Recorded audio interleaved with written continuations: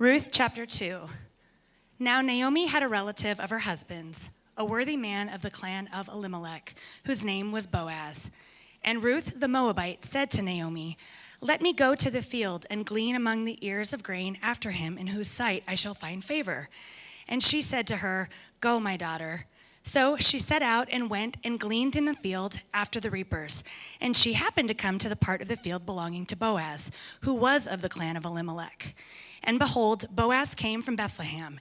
And he said to the reapers, "The Lord be with you." And they answered, "The Lord bless you."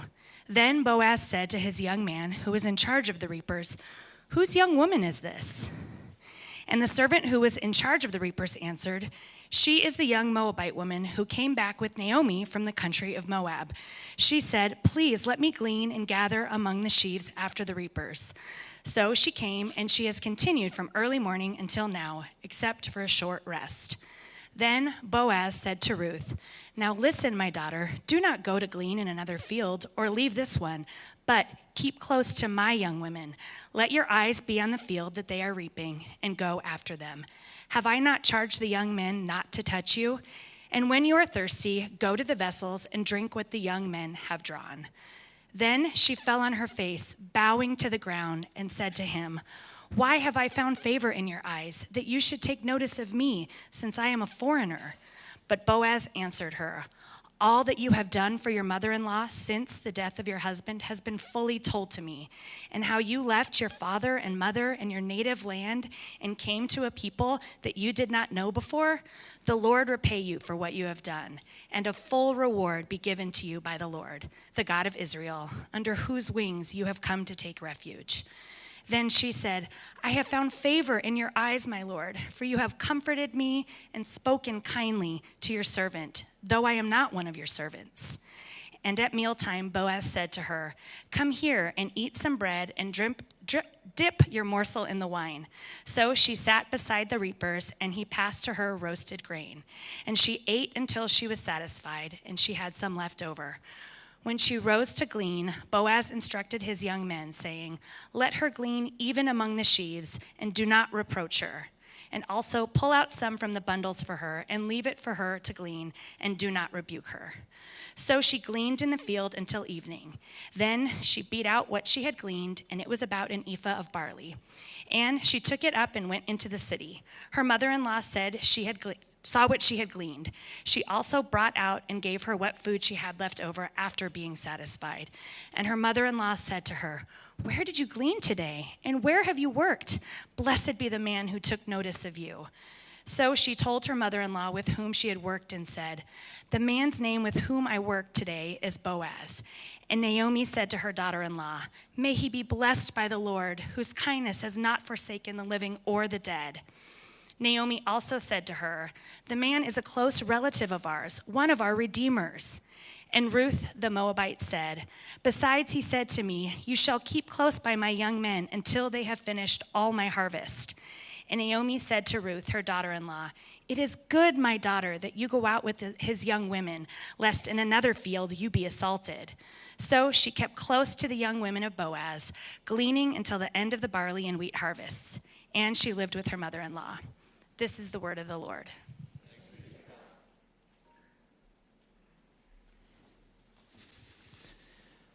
Well, I have really enjoyed my study in Ruth, and I hope you've enjoyed. This is only the second week of most likely what will be 4 weeks. It's a short book. But I'm kind of kicking myself. I can't believe I've made it this long in ministry, and I'm just now getting to teaching Ruth. This is an amazing book, and it's filled with great themes that we can relate to. There's a lot of human themes. There's peril and danger. There's grief. There's loss. And there's great love and a great story of redemption as well. We have 3 main characters, of course, in the book. The first being Naomi, who is Ruth's mother-in-law. Naomi and her husband and her 2 sons had to flee from Bethlehem. They were Israelites and were from the southern part of Israel, near Judah, in Bethlehem. And they had to flee because of a great famine. They became refugees. And they went to Moab, which is modern-day Jordan. And when they get there, soon after, Naomi's husband dies, and she becomes a widow. And like many refugees, you're often thrown from the frying pan into the fire. What seems like an escape only is an escape into something even more difficult. And so that's kind of what happens to her. She flees from her homeland in order to find food, but when she arrives, her husband dies. Later, her 2 sons marry Moabite women. Of course, I mean, they're there, and they're there for a lengthy time. They mean to just sojourn there for a bit, but they're there for an extensive time, and they marry Moabite women. And for a woman of Israel, this is not a good thing. This is a sad thing, because these are foreigners with foreign gods. And the Old Testament makes mention of the gods of Moabite and these pagan gods, and it's not good. It's not described well at all. And so this would be a sad thing for her. And then they were married for at least 10 years, and her sons die, and then they leave these 2 wives barren. These 2 wives had been barren. During that time, they've borne no children. And so as you know, this culture was an extreme form of patriarchy. There are other cultures today, of course, that are still extremely patriarchal, and this one in the ancient Near East, all of the ancient Near East, was very much so. Where women didn't have any power in their own, or privileges really on their own, and they found their primary identity and significance in life in the relationships they would have with the men in their life. Her husband, who is dead. Her sons, which are dead. There was pressure on women to have children quickly, and frankly to have sons, not daughters, because again, that's where the lineage would come from. And now she is finding herself utterly destitute without any men in her life, these 2 daughter-in-laws that are foreigners, and they're all sort of facing an abject poverty situation. Meanwhile, her heart disposition is this: she believes God hates her. She looks at the particulars of her life, the circumstances of her life, and she's like, God's plan for me and his providence for me is bad. Look at this. God despises me. She says at one point in chapter 1 that he is rising up to testify against her. That's how bad it is. She believes that God is God, that he's sovereign, but she has gotten to a place where she no longer believes that he's good. Maybe you've been there. Ruth is the other primary character and is obviously the main character for whom the book is named. And Ruth means friend. Naomi means, it means like sweet or pleasant. And later, if you remember in chapter 1, she says, don't call me Naomi anymore. I want to be called Mara, which means bitter, because she has been so embittered against life and against God. But Ruth means friend. And today we see an even greater example of why Ruth really is an example of extreme friendship. And Ruth, in this story, what we see in the first 2 chapters is Ruth is not just an example of friendship, she is also an example of God's hesed, which in the Old Testament is a very important concept, and it's found throughout, which is God's covenantal, steadfast love, his faithfulness to his covenant to the people of God, his faithfulness to Abraham, to Moses, later to David, to all the king, but ultimately in bringing the Messiah, King Jesus. God has a steadfast love and a steadfast faithfulness that will never give up, never quit. And in these 2 characters of Ruth and Boaz, we see examples of God's hesed, his steadfast love. As Naomi returns to Bethlehem, she's heard that the famine is over. She begins to make her way back to Bethlehem. And on her way back, I don't know why she did this, didn't do this before they left, but on the way she stops and she pleads with her daughters-in-law, go back to Moab, go back to where you can have a future, a potential for a future at all. Why? Because you're going to be a foreigner in Israel. You're going to be an outsider. You're barren. You're a widow. The likelihood of you ever finding a husband is very, very low. Go back to your people. Go back to Moab. Orpah, her daughter-in-law, does that. She goes back.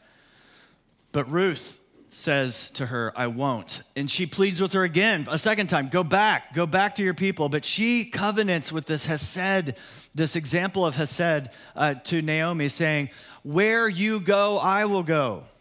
And your people will be my people, and your God will be my God. And then she even takes it to the point and says, I will be buried where you are buried. Faithful, covenantal love. This is almost like a covenant of marriage. Of course, this is her daughter-in-law, but she's saying, I will be this faithful to you. May God make it so. And then today, we are introduced to Boaz, which means strength. And in him, in Boaz, we find a person who is strong in this world. He is powerful. He has valor. He has money. He has land. He has influence. But even greater is his strength of character. And he shines as an example. And Ruth shines as an example in the Old Testament. Of course, for us, shines as great examples of faith today that we'll see. And my goodness, we need good examples of faith. In our own day and age, how few examples we have of people who have hesed, steadfast faithfulness, covenant faithfulness, for whom there is not some dark underbelly or some closet that gets revealed to the world that is a horrible thing, or to find out that they've been abusive in some way. And you'd think like, yeah, that's true today, but it's always really been true if you think about it. Back from Genesis 3, the Old Testament, these two characters shine as great examples amidst a lot of people that are not that great, even though they're the heroes of the faith. Study Abraham, for example. There's a mixed bag in his character. His wives also. Look at his children. Look at even King David. There's a lot of brokenness there, and Boaz and Ruth shine as people of faith. 3 points today. We're looking at Ruth, the woman of faith, Boaz, a man of justice, and third, a redeemer. First, a woman of faith. Ruth 2, 1 through 2, I'm going to read again. It says this, "Now Naomi had a relative of hers, husband's, a worthy man of the clan of Elimelech, whose name was Boaz. And Ruth the Moabite said to Naomi, 'Let me go to the field and glean among the ears of grain after him, in whose sight I shall find favor.' And she said to her, 'Go, my daughter.'" So in spite of Ruth's own great sadness and trials, Ruth has lost her own husband. She's been barren all these 10 years. And now she's left family and friend and everything that's secure, and she's in a foreign land. In spite of that, you see her getting up and moving out in faith immediately. It tells us that she went to glean among the field of Boaz, the relative of Naomi. Now, I don't know about you, but when I hear the word gleaning, it doesn't really mean a lot to me. And so, we're having some trouble with my mic today, so I kind of need to stay put, and that's hard for me. So gleaning, when I think of gleaning, I kind of think of a really nice walk. Like, I don't know why. Maybe you do, maybe you don't. But let's go glean. You want to go glean today? Oh, sure, let's go glean. We'll grab some, there's a lime tree. Let's have some limes. And, here's some beautiful oranges and an ear of corn. Let's glean that corn. And it sounds, I don't know why, to me it sounds like this just sort of nice little walk in a field and grabbing some apples and oranges and things like that. But that's not what gleaning is. Carolyn Justice James wrote a great commentary on the book of Ruth, and she writes this: "Gleaning was Israel's welfare system, a way for the poor, the widow, the orphan, and the alien to sustain themselves by scavenging leftover grain in the fields." In both Leviticus 19 and Deuteronomy 24, God commanded landowners to not harvest the corners of their fields. Let's say you had a large field, in the corners of them you would leave unharvested so that the poor, the orphan, the widow, and the foreigner could come and glean among it, which would be hard work. You know, the equivalent of it in our day and age might be collecting aluminum cans in order to sustain your family. That's hard work, right? So it's not just a handout, it's work, but the person that owns the land is saying, I will leave this unharvested so the poor among us can come and have enough food to survive. Leviticus 19 and Deuteronomy 24.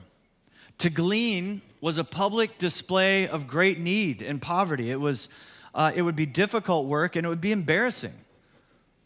It'd be, in your community, a small town like Bethlehem, you're saying, I'm among the poorest people in this town. I have to glean from this landowner's. I don't even have a job. And it'd be like collecting aluminum cans. Sojourners, refugees, orphans, and widows were the most vulnerable people in that society, living on the margins. And it'd be very easy for people that have a lot of resources to take advantage of those people. And that's always been the case since Genesis 3 and people living for themselves in selfishness. And because we live in a broken, fallen world where people tend to live for themselves instead of for their love of neighbor and love of God, God has commanded both through the Old and the New Testament and shown us his heart for the poor. his heart for the widow, the orphan, the outsider, the foreigner, and so forth. To say, care for them. Church, people, God's people, care for them. Ruth, interestingly, kind of meets all of these particulars. She was a sojourner. She's a foreigner in a strange land. Ruth was a widow. And in a sense, not literally, she's like an orphan. She's left father and mother and sister and brother to be with Naomi, left her own people. And so she, in a sense, is like representing all of these people that live on the margins and face difficulty. But we see Ruth, in spite of being a widow, in spite of facing great odds, in spite of going through great difficulty, she steps up and walks into faith. And let's face it, this was dangerous for Ruth. 2 different times it speaks like, be careful, Ruth, she says, do glean among Boaz's fields, lest you be assaulted. At another place, Boaz says, my daughter, stay among my fields and my servants. Haven't I told my men not to touch you? Why would he have to tell his men not to touch her? Because since Genesis 3, men have been prone to take advantage of women, and anyone in power and places like that there is a tendency to look out for self, to take advantage. And so she is in a place of danger by gleaning as a woman in this culture. It's true today as well, I'm sure. There's potential danger and competition among other gleaners. I mean, she's probably not the only person who's destitute like this and needing to find food. There would be other people. There's limited resources. You know, people start fighting amongst each other. It could be dangerous, right? Refugee camps could be a dangerous place. There are the harvesters. There's the hired hands. Those are the ones that Boaz says, don't touch her. And then there's the landowner himself. She doesn't know Boaz. He has all the power, all the money. It would be very easy for someone in his position to take advantage of a young woman in this condition. But he doesn't. He does not. In Ruth, we see an important example of faith in action. Having strong faith, and I want us to kind of see this as a principle, and we could probably do a whole sermon series on this, but having strong faith is not tantamount to inaction. And you see her, they arrive in Bethlehem, and it feels like in the story, the next day she is getting up and heading to the field to glean in order to provide for Naomi. And she's doing so, though, out of great faith. We'll see later in this passage as to why this is so. She has great faith, but having great faith does not mean that you don't act. Bathing your life in prayer, bathing your life in God's sovereignty, and you're faced with an obstacle, it also means that you move out into action. Are you stuck in life? Maybe fearing a decision, a difficult conversation you need to have with somebody, a tough decision, a move perhaps, a new job or new school, or some decision that has to be made, and it's difficult to move forward, and you pray and you pray and you pray, and you want God to answer that prayer. And how do you know God's will? And we often get stuck. There are certain personalities I've run across in my ministry that get particularly stuck in moments like this, where they feel like they just can't move forward until they get an answer from God. But how do you get that answer? The Bible's very clear on his will for many things in our life, but there's so many things. The particulars of our life are his secret will. His providence is not spelled out in Scripture. His moral will for us is throughout the Bible. But whether you should move to Kansas City or stay here is not in the Bible. Is it? Whether you should work for this company or this company, buy this house, sell this house, do this thing, don't do this thing, marry her, don't marry her, marry him, by goodness sakes, don't marry him, that kind of thing. It's not in the Bible. There's general principles you can live by to figure out whether that's true or not. But what I've found is when you're stuck in life, and you need to live in such a way that you're saying, I'm committing my life to God in such a way that I will follow him in what I know to be his will, his moral will in the Bible. And I'm going to the best of my ability, live under his guidance, his wisdom, his moral will. And then I can step out in freedom because, like Ruth, God is with you. God will be with you in Kansas City, believe it or not. God will be with you in Phoenix, believe it or not. God will be with you if you are following God and committing your life to Him, saying, I will walk with you in your ways, imperfectly, of course, but I will walk with you in your ways. Then God is with you, and there's such freedom. Isn't that good news? If you go to this school, you do this mission or not this mission or this job or not, God is with His children, and His providence gets played out. And that doesn't mean that you don't face danger and peril and difficulty. We see this. But we do see God's providential hand with Ruth. She gets to work to provide food for Naomi, but she does so by faith. And the underlying hero of this story, it's not Boaz or Ruth. It's Yahweh, it's God Himself. It's ultimately Christ. The next thing we see in this story beautifully is this man of justice, Boaz. The author describes Boaz by the word worthy, and in Hebrew it means a man of valor, wealth, and power. Boaz noticed, there's this young lady in my field. Who is she? And so he goes to one of his overseers, like a manager of the field, and says, who's this young lady? Who's this foreigner? He says, this is Naomi's daughter-in-law, the Moabite. And they keep calling her the Moabite, and it's the author's ringing. This is an outsider. This is a foreigner. This is a foreigner. The foreigner, this young lady, this young Moabite woman.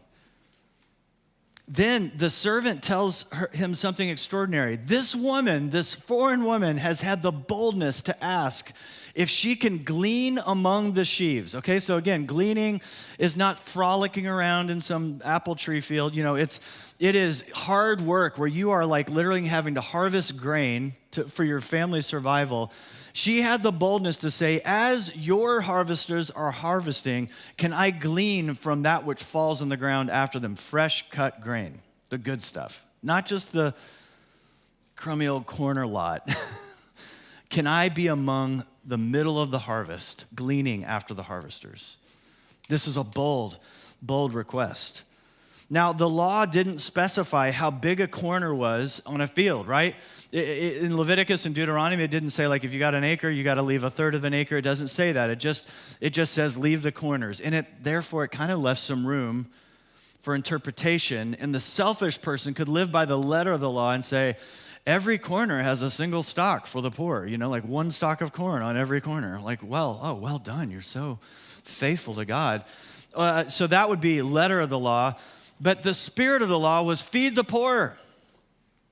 Help them feed themselves. Provide for them in such a way that they can feed their family. And so this is what Boaz does. He agrees to it. And he doesn't just agree to letting her harvest among the sheaves. He says, drink from my workers' water. And then later he invites her to a meal. In Micah 6:8, if you know the Bible at all, this is a very popular verse these days. It's a beautiful verse. It describes Boaz. It says this about the man of God. He has told you, O man, what is good. He's telling you, church, what is a good thing. What does the Lord require of you, the people of God? But to do justice, to love kindness, and to walk humbly with your God. Now, justice is a word we need to spend some time. It's gotten a bad rap today with all the social justice conversations, that kind of thing. But justice can mean one of two things. It can mean, on the one hand, like law and order justice. Like, you're doing something bad, and I'm going to arrest you and take you to jail. Justice. That is justice. But the Bible also has a different kind of justice, and this is alluding to both in a sense. But to do justice is to make sure that people are treated fairly and equally.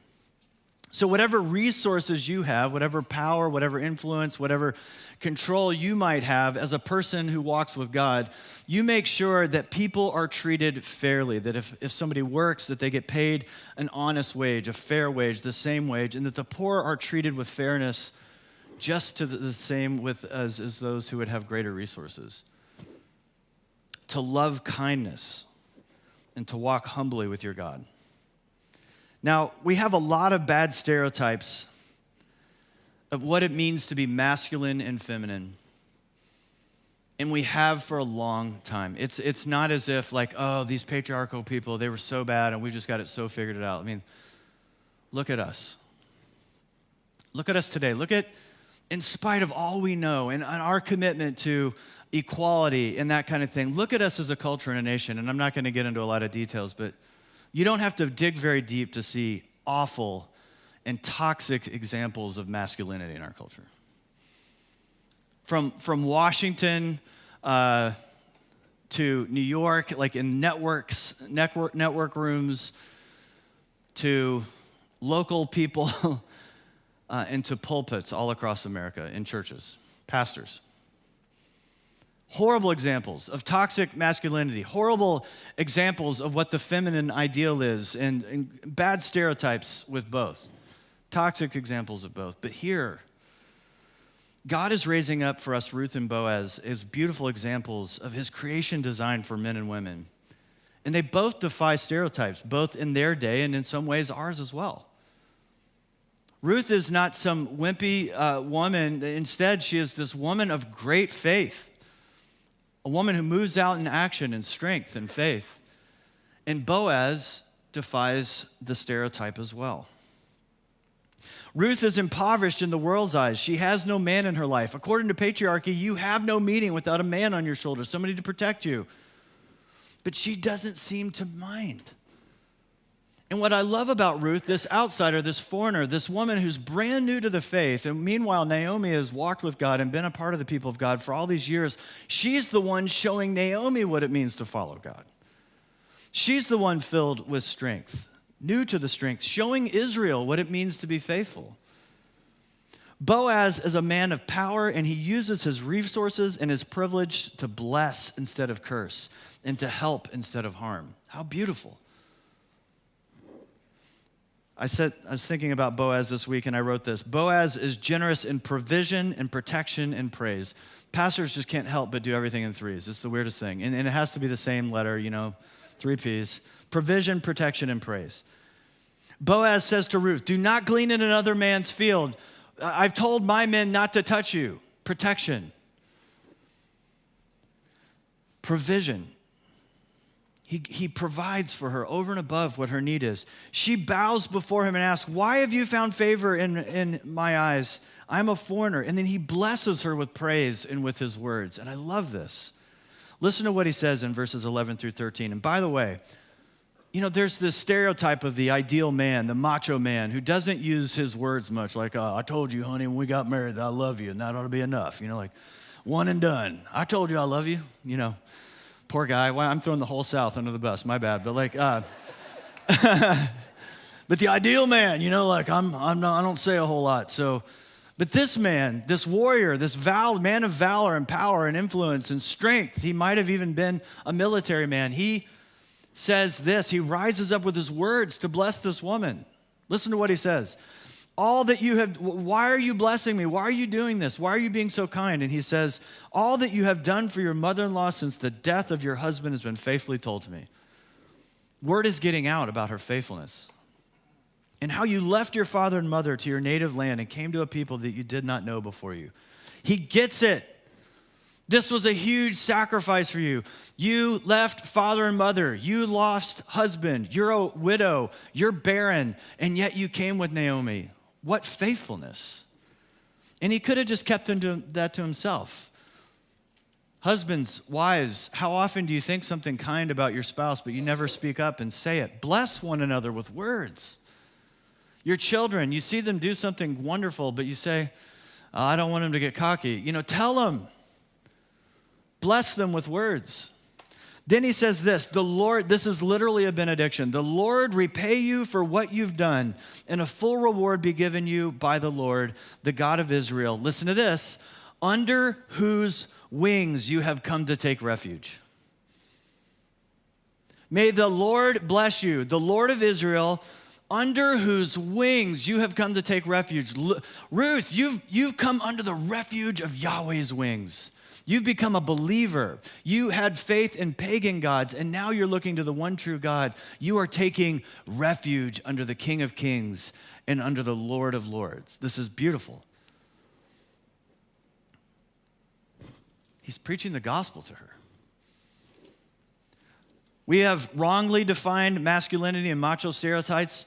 Real men do all this stuff, but look at the way Boaz is blessing her, protecting her, caring for her, and providing for her, and using his words to praise her. What hesed this is, steadfast love in the role of a servant leader.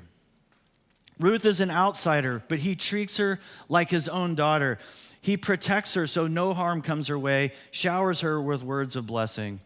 And look at the way he shows dignity to her by pointing out, I have heard what you have done in all the ways you've been faithful. What dignity. The Lord repay you, under whose wings you have come to take refuge. We could do a whole sermon series just on that phrase alone. Under whose wings you have come to take refuge. Throughout the Old Testament and the New Testament, this idea of being sheltered under the wings of a large bird is throughout the Bible. And it's consistent of saying, like, we find our protection under God's wings, his feathers. How beautiful. If you Google this imagery, like I did, there's like a mother duck with all her ducklings under her wings, and she's sheltering the ducks. From what? Sheltering them from what? The storms of life. From rain and wind and cold and weather. And so we shelter ourselves under a lot of stuff. But what Boaz is calling out is, Ruth, you have an amazing faith, a unique faith, because you are sheltering yourself under the Almighty.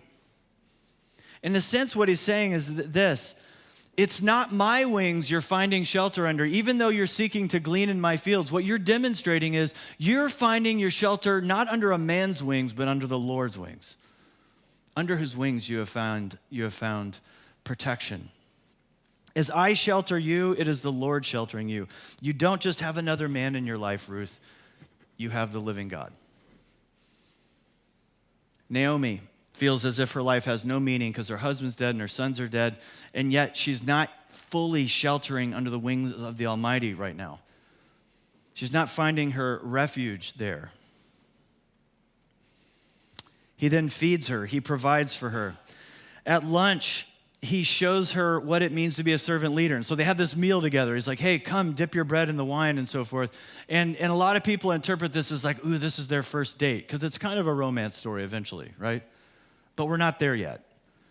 This isn't a first date. This is a worker's lunch. And he is a servant leader. He owns this business, but he eats with his laborers, his day laborers.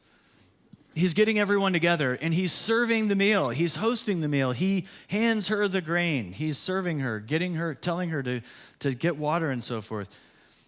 And he provided more than they needed. Not just the gleaners are poor, probably these day laborers are also poor, and he's making sure they have plenty to eat. They have so much to eat that when she's done, she has enough leftovers to take home to Naomi, for Naomi to eat. And then finally, during that meal, he welcomes her to join his group of workers to harvest not only among the edges of the field, but just what she had requested, among the sheaves. And then he says to them, as you're bundling these whole things of grain, I want you to leave them for her. So much so that when she went home that day, she brought back 30 pounds of barley. And we're like, barley? What are you going to do with barley? But for them, they could make bread, they could make flour, this would feed her for a long, long time. And he said, keep coming back until the harvest is over. He was going to provide for her more than she can imagine. So, do you see that Ruth acted on her faith? She didn't just pray for God to provide, which you most certainly should. That's what it means to find yourself under the shelter of God. But she also moved out in faith. She stepped out into the field of Boaz. When we're stuck in life and sometimes don't know what to do, God's will and providence is demonstrated as we move forward. Are you stuck right now? Is there a decision you have to make? Is there a conversation you should have? Is there something that you're struggling to decide whether to do or not? Know this, the Lord is with you. In the particulars of life, the Lord is with you. The last thing I want us to see is this: there is a Redeemer. So she told her mother-in-law with whom she had worked and said, the man's name with whom I work today is Boaz. And Naomi said to her daughter-in-law, may he be blessed by the Lord, whose kindness has not forsaken the living or the dead. And Naomi also said to her, this man is a close relative, one of our redeemers. Now, this word for redeemer here is what's called a kinsman redeemer from the Old Testament, which was a close relative. So people would get indebted back then, and God had all kinds of laws and instructions on how to deal with that. In fact, every 7 years, you were supposed to relieve people of their debt. It was called a year of Jubilee. The truth is, I'm not sure Israel often did that. Same with leaving the corners of your field unharvested. Not sure everyone did that, but Boaz did. People, a kinsman redeemer would come along. It could be an uncle, it could be a brother, it could be a cousin. A male redeemer would come into a family and say, you'd gotten into debt, or you're a widow and you're impoverished, and come along and say, I will buy you out of this slavery. Naomi and Ruth are not in slavery yet, but they're close. This isn't like slavery like in America, which was in perpetuity, and you and your kids and your grandkids would be enslaved. It was more like if I was indebted to you and I owed you $50,000, I might work for you for the next 5 years to work off that debt, and then I would be out of my slavery. But the Old Testament called close family members to come along, a kinsman, kinfolk, and redeem them. And that word redeem means to buy out of slavery. And Boaz is a redeemer. In Leviticus 25, there are instructions for how redeemers are to redeem. And ultimately, we see in Boaz a figure of Christ, the ultimate redeemer. And although Christ had all of the power, Boaz had power and influence and was a landowner and a man of great valor, Jesus is the ultimate authority, is the ultimate power. He has the power to create the universe. Everything we have seen and everything we have not seen, Jesus has created. And yet Jesus did not count equality with God something to be grasped, but he emptied himself. He became a servant, even unto death on a cross. The ultimate redemption, where Jesus died on the cross for us to pay the penalty for our sin. We were indebted to God. We were enslaved to sin. And yet on the cross, Jesus paid that full penalty and has redeemed us. In his life, he redeemed us. In his death, he has redeemed us. In his resurrection, he has ultimately redeemed us by canceling the curse on the cross and then being victorious over death. Jesus redeems us from the slavery of sin and death. And Jesus is the refuge under which we must shelter ourselves from the storms of life. But friends, our problem is this: we don't. Not enough. Every one of us in this room is seeking shelter from the storms of life, the anxieties of life, the difficulties of life, the stresses of life, and we go out looking for a shelter in the storm. And many of us are turning to unhealthy things, bad things, self-medicating. It could be drugs, alcohol, sex, whatever the thing is, as a way to shelter yourself from the storm. But it doesn't work. You know it doesn't work. We're looking for shelter because life is hard. We're just looking for a little bit of comfort. So we drink too much, we eat too much, we look at something we shouldn't. We're trying to get shelter from the storm because it is stressful, it's broken, it's horrible. We need peace. Where do we go? We also go to good places, like the best things in life that is offered: relationships, friends, family, marriage, romance, all these things that are beautiful gifts from God. But whenever we look to anything other than the living God as the shelter under the wings that we find refuge, if it's not God, if we're finding refuge under any other wings, it just doesn't work. It's not enough. Men and women cannot be your refuge, your ultimate refuge. Secondary refuge, yes. Becky is a refuge in the storm for me. She's my best friend. She's someone I can talk to, cry with, strategize with, and hopefully a great deal for her as well from me. But she can't be my ultimate refuge. Children aren't enough. They can't possibly shelter you from the storm, but we try desperately, and it feels like they're the greatest things in our life. And now, having faced recently being an empty nester, it's like that you look to your children, you love your children, and you want to be a refuge for them in the storms of life. But what happens to a lot of parents is, in a twisted way, you need your kids more than they need you, and they become a refuge for you in the storm, and it can't work like that because that's not love, and you can't serve them if that's true. Power, money, it's never enough. Nothing wrong with the stuff of earth. God created all things, declared them good. But if we think the stuff of earth is ever going to be enough to give us a refuge in the storm, we're just fooling ourselves. There's never enough money. Look at all the people that have a ton of money. Look around the world. There are people with billions upon billions of dollars, and ask me, do they have an ultimate refuge in the storm? Perhaps they do if Christ is. Looks, the Instagrammable life is a shelter in the storm for a brief time. I can look at my beautiful self. I'm not talking about me. I'm talking about somebody else. But maybe you have just this Instagram glamorous life, Instaglam, and you're so glamorous on Instagram, and your body's perfect, and you're doing the six-pack ab pictures or the bikini pictures, and you're getting a ton of likes. It's fun for now, but gravity's coming. Gravity is coming, and it will take its toll, and nobody wants to look at you on Instagram someday. I promise you, it's coming. You can't be bald forever. I mean, my gosh. Did you get that? Respect, reputation, acclaim, it's never enough. If that's the thing you need, it doesn't work. It's never enough. Your church is never big enough. Not enough people are listening to you. It's just never enough. It's never enough if that's your drug. But when God is your ultimate refuge, these other things can take their place and be the thing that they should be. Your kids you can love them, you can serve them without needing them in an unhealthy way. You can love and serve your spouse in a way that's not so needy that you crush them. A good friend of mine has just told me a story just really recently about how he needed to confront someone just recently about something big in his life, one of his best friends. And it was a pretty profound thing, and he was terrified to do it. How do I bring this up to this friend? Because this friend may reject me, and it's his closest friend. If I go to him and share this, I'm going to have to really get in his face about something, and he's not going to want to hear it because it's big.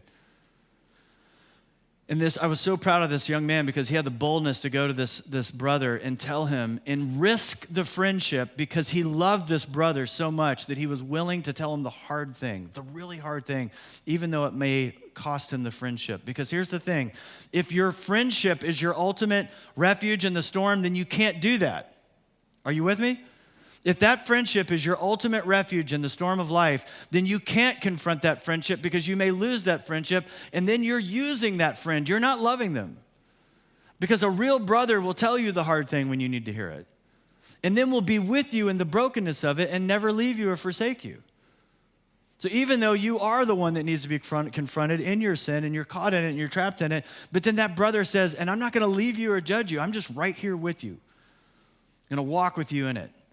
But you can't do that if that friendship is the refuge in the storm. And you can't love your spouse well if they're your ultimate refuge in the storm because you're using them ultimately. Do you see that? It's not love. You're using them for your own refuge.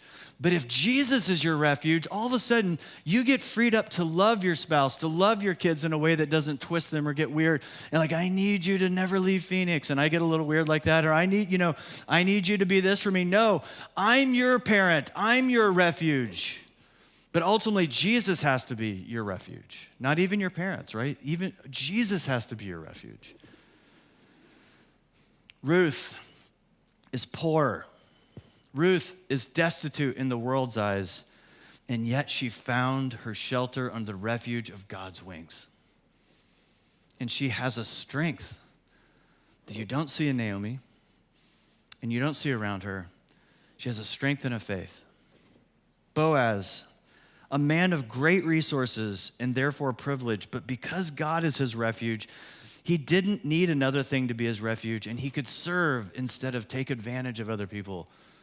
He didn't need the acclaim. He could sit at table with common laborers and serve them and love them and have conversation with them and ultimately redeem Ruth. You can't really serve and love someone that is your ultimate refuge for you. You need him too much. And when they fail you, you're not just concerned, you're bitter, you're angry, and you feel like destroying them. It's not love. Jesus can free us, though, from our insecurity. Jesus can free us from our sense of self-worth and give us a worth that we could never have otherwise. When he is the refuge in our storm, he alone can be the one that does that. Let's pray.